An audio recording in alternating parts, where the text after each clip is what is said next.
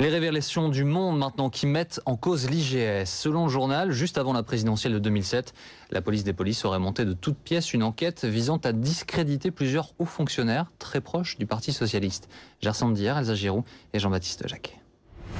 Les faits remontent à janvier 2007, juste avant la campagne présidentielle. L'Inspection générale des services enquête sur un trafic présumé de titres de séjour. Une enquête montée de toutes pièces selon Le Monde. Dans la ligne de mire, le directeur de la police générale, réputé proche du PS.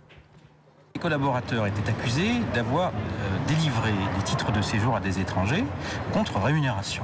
Donc c'était un trafic de corruption. Ce que j'ai découvert, c'est que non seulement ils étaient innocents, c'est-à-dire que, comme je l'ai dit, aucun titre de séjour n'a été délivré de manière irrégulière, mais que les accusations qui étaient formulées contre eux reposaient sur des preuves qui étaient inventées, sur des synthèses d'enquête qui disaient tout simplement le contraire de ce qu'était dans la déclaration. Yannick Blanc est placé en garde à vue. Son adjoint et un autre policier sont mis en examen. Tous suspendus de leurs fonctions, ils sont totalement blanchis par la Cour d'appel de Paris en janvier 2011. Depuis un an donc, l'enquête a changé de sens. La justice s'interroge désormais sur les fautes commises par l'IGS. Parmi les personnes visées, Michel Gaudin, préfet de police de Paris et proche de Nicolas Sarkozy, entendu comme témoin assisté. Ce dernier aurait signé des arrêtés de suspension des fonctionnaires injustement accusés. Il ne peut avoir le pouvoir disciplinaire sur un administrateur civil. C'est uniquement le ministre de l'Intérieur qui a ce pouvoir et le préfet de police ne peut que proposer.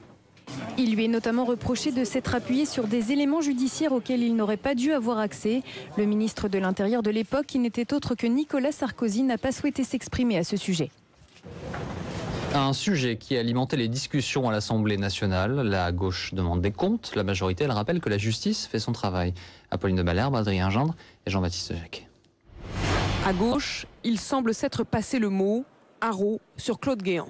Monsieur le ministre, comme dans toutes les affaires de sacs et de cordes qui émaillent cette législature finissante, vous êtes concerné.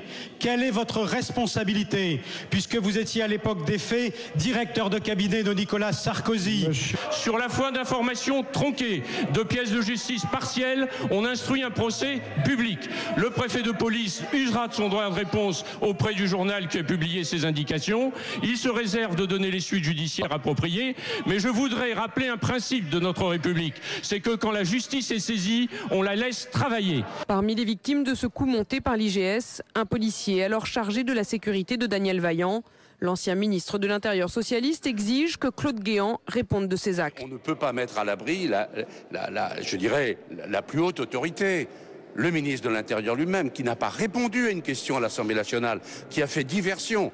Faut-il qu'il soit gêné pour répondre sur le fond du problème? À droite, on monte au front pour défendre un fidèle de Nicolas Sarkozy. L'objectif, minimiser. Il ne faut pas extrapoler sur la base d'un article de presse. Regardons cette affaire dans le calme, la sérénité. Laissons travailler la justice. Ne faisons pas des procès médiatiques. Nouvelle affaire qui embrase le monde politique à presque 100 jours de l'élection présidentielle.